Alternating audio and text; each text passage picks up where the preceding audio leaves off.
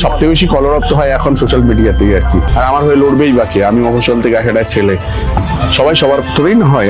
কিন্তু অবশ্যই কারুর কোনো কিছুর প্রথমের সাথে যুক্ত হওয়াটা একটা আলাদাই স্পেশাল ফিলিং। এবার নিজের স্বামীকে ছোট করলেন অভিনেত্রী শুভশ্রী গাঙ্গুলি। তিনি জানিয়েছে, সত্যি আমার অনেক বেশি খারাপ লেগেছিল।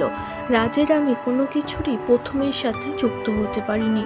রাজ তো ডিভোর্সে। রাজকে যখন বিয়ে করেছি সেই অনুভূতিটা আমি পাইনি, তবে দেবের থেকে সেই অনুভূতিটা আমি পেয়েছি। দেবের বাড়ি থেকে গাড়ি, প্রথম প্রোডাকশন, সব কিছুতে আমিই ছিলাম।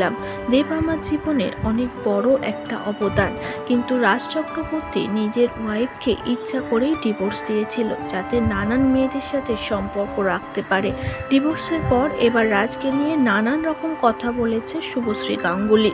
রাজের সাথে আর কোনোভাবেই থাকতে চায় না শুভশ্রী গাঙ্গুলি। রাজকে নিয়ে বলেছে, তার প্রথম ওয়াইফের সাথে অনেকেই জঘন্য ব্যবহার করেছিল রাজের পরিবার সহ রাজ এবং দেবকে নিয়ে শুভশ্রী গাঙ্গুলি ভালো থাকতে চায়।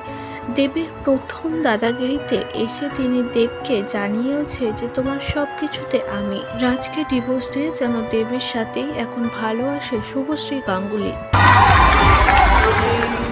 অফকোর্স আপনাকে আমি কংগ্রাচুলেট জানাতে এসেছি, আপনার টিমকে আমি কংগ্রাচুলেট জানাতে এসেছি। তোমার সবকিছুরই মোটামুটি প্রথমের সাক্ষী আমি।